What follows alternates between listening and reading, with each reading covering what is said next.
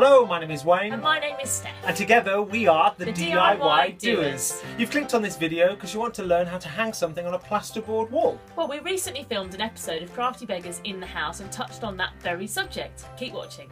So thank goodness we've got the DIY Doers with us to show us how it's done properly. Yes. So you're not going to tell us how to drill through to the neighbours, you're going to tell us how to stay in the wall. We want things to stay on the wall, that's right. So yeah, Yes. lovely for your craft things and everything that you want to hang. So what we've got here is a mock-up of a plasterboard wall, which is really useful to know the workings and how it works. Great. Now, Sorry about being on the flight path, by the way, just ignore. We're all off on holiday. So we've got two really simple ways to know things that you need to know before you decide on how to hang something. What wall type you have and what weight the item you're hanging is. Now, we have a faithful knocking technique to find out about your wall type. Yeah. But before I tell you that, I'm going to show you this. So we've mocked this up with plasterboard, and if I show you the back, what you can see are your joists. Now, in a normal house, these would be about 40 centimetres apart, depending on the size of your plasterboard, but that gives you a really good idea of what you have. And so from this side, what we need to do is find where those joists are, because they're going to give us the most strength when we're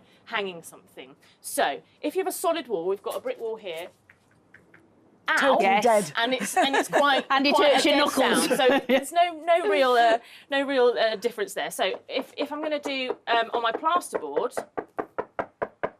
you can hear when I hit the joist, the sound deadens a bit. Oh, yes. And you can usually, well, in my experience, feel it in your knuckles as well. Yeah, it's a bit harder. Yes. The other way that we'd like to joke is if you knock on your wall and your neighbour says come in, then your walls are probably hollow. But anyway, so if you can, in your measurements, hit a joist, that's the ideal thing, because you can actually screw directly into that using a wood screw or a multi-purpose screw. Okay. So you wouldn't need what's called a wall plug, and that's what these are.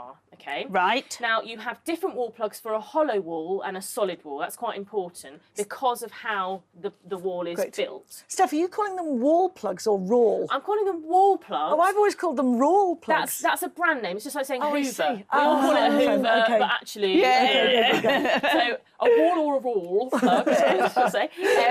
I'll show you some hollow wall plugs. Yes. So what we've got are these ones. This is another example. And the best thing about all types of wall plugs is on the packet it tells you what size drill bit you need and what size screw. Not a lot of people know that. And it's written, it's quite difficult to see, but on here you can see it says 8mm, and that's your drill bit. I see that. I don't think our camera will pick it up, but you'll just have to believe us. But to the naked eye, it's actually quite clear. And 8mm. screw here, and the screw will give you a minimum size screw and a maximum size screw, and that's to do with the screw diameter. It's called gauge. Great. Okay. So if I show you these hollow wall fixings, we've got a pre-drilled hole here, and it simply goes in. Oh, can we sit down? Oh, I'm sitting down. Oh, just sit down. Rest your legs. A good wiggle, and you legs. just push it in, as simple as that. Now from the other side, you can see that it's gone like this. Now, if I show you this one, that's one that's had a screw go into it, and as the screw goes in, it opens up the butterfly. Like a butterfly. So it literally does that, if you like. And just hold that a bit steady. Open, okay? Yeah. And what that does is prevents it from being able to pull out. Fantastic. Excellent. So that's that one. Now, another really good hollow wall fixing These are my favourites. These are brilliant. Okay. These are called I haven't heard from you yet, Wayne. Hello, Wayne. I'm a glamorous assistant. Not very glamorous. Self-boring, right? Self-boring. Not boring, but here's another one. Self-boring. Okay, Got so it. the best thing about these is you can screw these directly in to the plasterboard. Without a wall plug? Without a drill bit. Okay. Without drill a drill bit. bit. So you can use a screwdriver bit, or you could do it manually, but I'd recommend going for a screwdriver bit. And just to show you, this one we've put in earlier. Oh. So Yeah. that's what happens, you see. You literally, you might have to hold on to that wall. Let's I'm see. holding. It's holding. a bit wobbly, Yeah. but simple as that. Now, I am left-handed. This always happens to me. I always end up having to do things on my right hand. So you want to go slow and steady. And what you don't want to happen is for it to get embedded, so go beyond the plasterboard.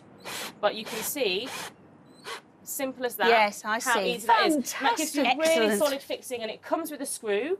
and then you'd screw that directly in, same screwdriver bit, or manually, whatever you're comfortable with, and that's a brilliant way to hang something on a plasterboard wall. Thanks for watching. I hope you found that useful. If you'd like more handy DIY tips from us, just click on the link below and we'll send you our ebook. It's called Discover DIY, the must-have guide to tools and how to use them. And it's completely free of charge. And remember, you can be a DIY doer.